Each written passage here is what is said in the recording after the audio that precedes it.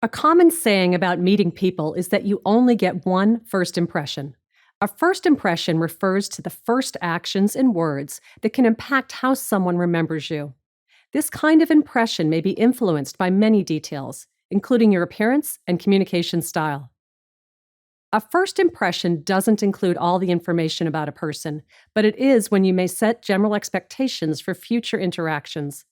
A first impression can also communicate what kind of relationship, whether business or personal, we might have with someone.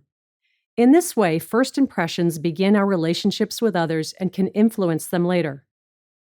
While it's impossible to control how someone else experiences our interactions, you may be able to use your actions and words to communicate what to expect from you. According to branding consultant Tom Peters, who originated the term personal brand, everyone can look at themselves through a marketing perspective to evaluate and improve the professional message they send, especially within the first moments of a relationship. Sometimes it may be the case that you might get busy and not have much time to devote to developing the first impression you make.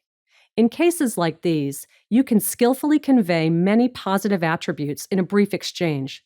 To help make this easier, you can consider what impression you give through all your words and actions in every encounter so that you may be prepared to give a great first impression whenever you meet someone new.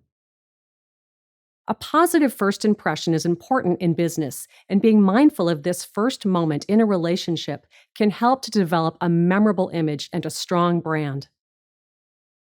However, there are times when meeting a person might not go well, even for the most socially skilled individual. During an interaction, you might see someone shift their body language to express discomfort or disinterest. Here's how follow-up can help you get the interaction back on track. You can pause or reschedule.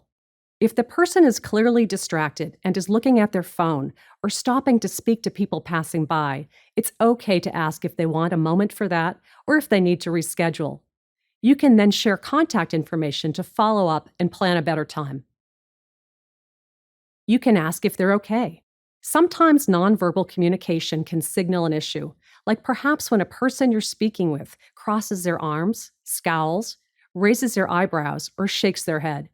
If you sense the person you're speaking with is uncomfortable or concerned based on their body language, it can be beneficial to ask if they're okay. Giving people a chance to express themselves and address related issues together can show that you care about others. If you can't address their concerns within this first meeting, you can establish a plan to follow up to address them another time.